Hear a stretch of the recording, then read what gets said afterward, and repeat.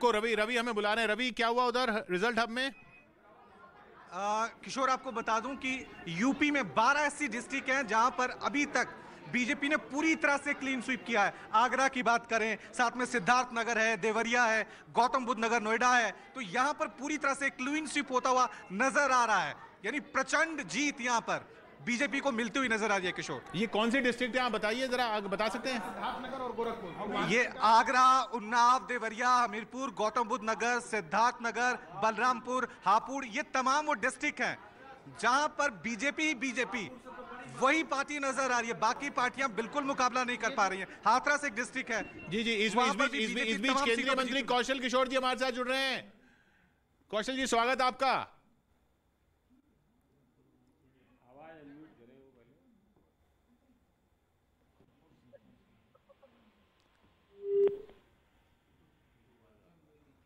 कौशल जी, आवाज आ रही है जी? उनसे शायद संपर्क टूट गया। इधर लगातार कैबिनेट मंत्री 8 बार से विधायक सुरेश खन्ना फिर आगे चल रहे हैं शाहजहांपुर की सीट से।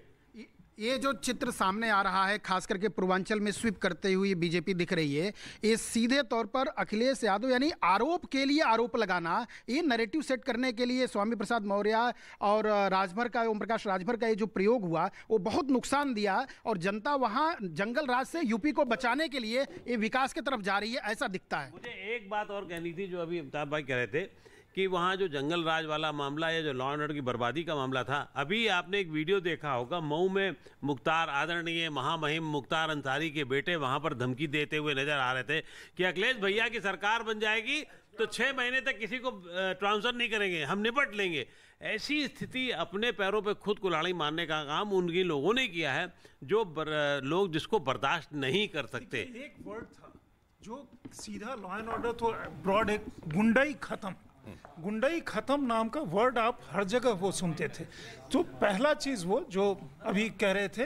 दूसरा चीज ये है कि जो फ्री राशन और बाकी चीजें, विश्वसनीयता कि योगी आदित्यनाथ किसके लिए करेंगे। जो भी कोई करप्शन का वो नहीं हो सकता, बाकी चीज नहीं हो सकता। एक जो आरोप उन पे लगाया गया ठाकुरवाद का और ब्राह्मणवाद, ठाकुर वर्सेस ब्राह्मण, वो भी मीडिया में यहाँ वहाँ गॉसिप सर्कल में रहा, वो भी उसके बाद वो खत्म हो गया, वो चला नहीं। तो ये जो मूल तौर पे अगर आप किसी को चैलेंज कर रहे हैं तो पहले उसको समझ करके चैलेंज कीजिए। चलिए, कौशल किशोर जी हमारे साथ जुड़े हैं। कौशल जी, स्वागत आपका। आवाज आ रही है अब? हाँ आ रही। धन्यवाद आपको, थैंक यू।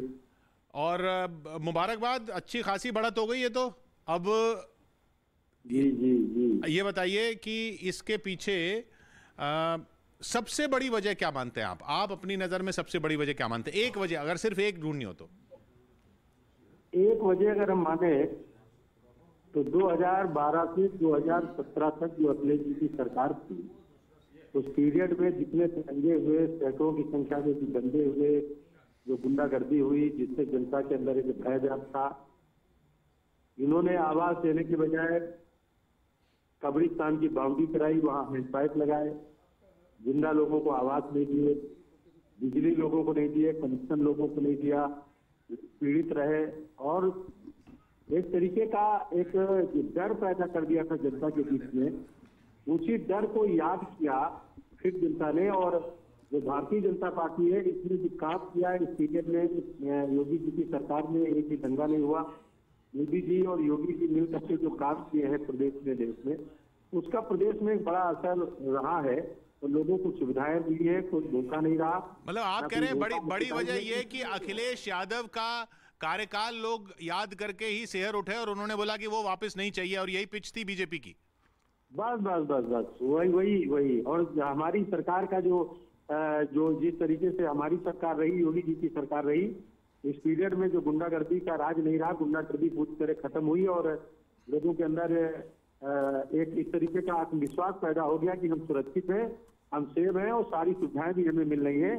उन्होंने समझा कि ये राम राज्य है, ये पूरी तरीके से जो है जनता का राज्य है, और ये समझ करके लोगों ने वोट दिया। और पिछले 12 से 17 के बीच का जो अखिलेश जी का कार्यकाल था, उससे डर गए लोग और कि वो फिर से वापस ना आ जाए, क्योंकि ये चुनाव के पीरियड में ही धमकी लोगों को देने लगे थे और ऐसे लोगों को टिकट दिया था जिससे लोगों में असर गया कि फिर से वही गुंडागर्दी का राज आ जाएगा, इसलिए जनता गई चुपचाप वोट बीजेपी को। अच्छा, एक खबर, एक तो रवि हमें बुला रहे हैं, वहां पर मैं वहां जाऊंगा।